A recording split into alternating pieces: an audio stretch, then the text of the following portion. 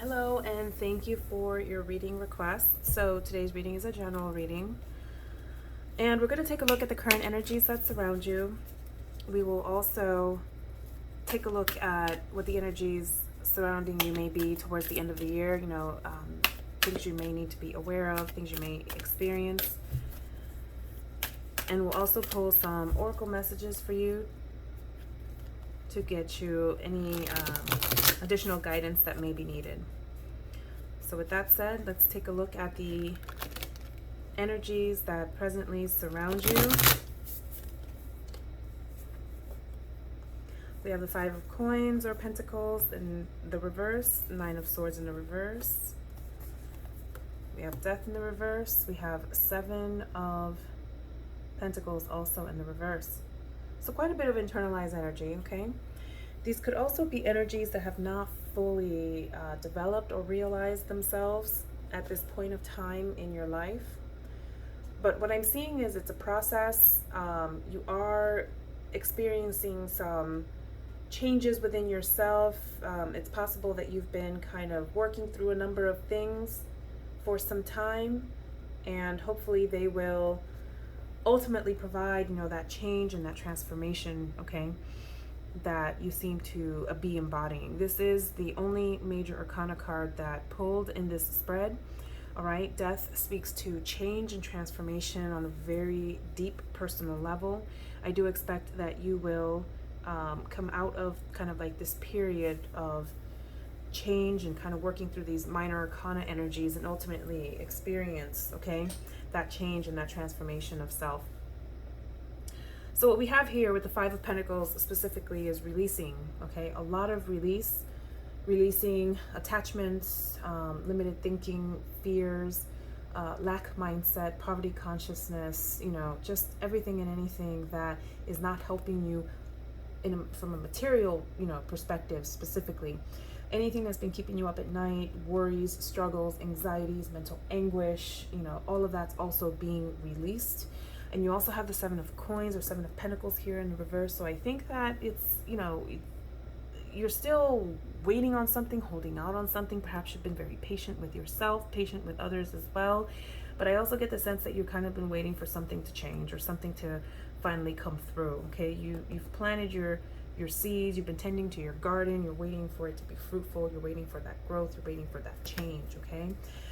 Looking at this as, a journey, doing that work and releasing all of this negativity will ultimately provide you that inner strength, that change, that personal transformation, as well as the Seven of Coins. You're going to start seeing just the fruits of that labor, okay, really coming through.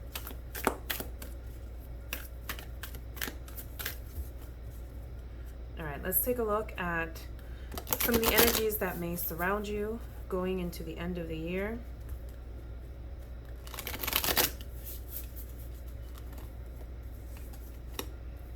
We have the Page of Cups in the reverse. We have the Nine of Wands, the Queen of Wands. We also have the Tower. All right, so what I'm seeing is that going towards the end of the year, going into this period of winter, it may not be the best time to start anything new within the realm of emotions. This could also signify some sort of like spiritual struggle as well, all right? Like an insufficient or just not enough of that spiritual energy really coming through, and that's something that you may need to work on, okay, especially coming out of this.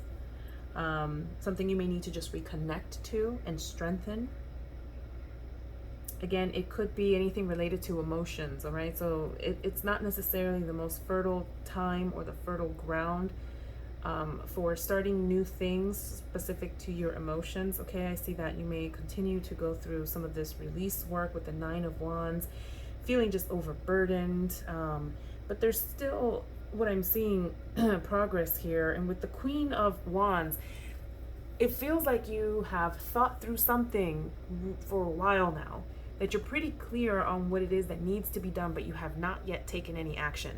Okay, that's what the Queen of Wands speaks to a lot of times, as well as potential aspects in our personalities that we may need to either continue to further embody or strengthen. That could include this energy of just really enjoying life, being lively, okay? Creative, passionate, driven, fiery, all right? And really tapping into like that, the sun, literally the sun. You know, Queen of Wands has a lot of symbolism in the traditional imagery of the card around that sun energy, you know, and those sunflowers, and just really taking all of that in and really harnessing that, okay? Because you're going to need that going into what you may experience as a tower moment. Something may be coming to a head, okay? Even doing all of this work, there may be some major incident or something that may take place in your life, okay? That is ultimately a good thing. This card, the imagery here might not look that great, but when a tower falls down, it's because it was built on a weak foundation, on falsity, on lies, okay? And that must come down. You know, with the traditional imagery of the card, there's raindrops and different symbolism throughout the card, and those raindrops, the yod, they represent blessings. There's 21 of those, okay, associated with this card. And 2 + 1 = 3, and 3 is the number of growth, okay? So take it easy, you know, as you may experience this going towards the end of this year, this big tower moment. After the tower, you know, comes the star. That is about rejuvenation, starting all over. It's about being stripped naked, so to speak, of all of the false things, and really connecting to true authenticity. And it's, you know, once you reach this point, it's nothing but, you know, forward movement at that point, all right? Let's go ahead and take a look at what 2023 may bring you as well. Specifically January, February. Let's take a peek and see what kind of energies you may start 2023 with.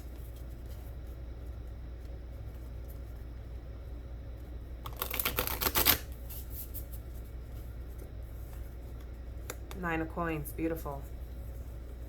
Here we go with the Queen of Staffs again, or Queen of Wands again, but this time in the reverse, really embodying that energy. You're going to get through that tower moment. Yes, 8 of Coins, mastery. Okay? You've learned your lessons. You're going to get through it. You're going to embrace this 9 of Coins energy. This is a very fierce, independent kind of energy. This is someone that's surrounded by comfort. This is someone that is financially stable and well grounded, sound of mind, body, spirit, you name it. This is someone that is not for want. Okay, embodying that energy of the Queen of Wands here and moving on into the 8 of Cups, or I'm sorry, 8 of Coins or Pentacles. This is about mastery, about having been there, done that, experienced it maybe a few times, and having fully mastered it. Okay, all right, let's go ahead and pull some self-concept affirmation cards for you here.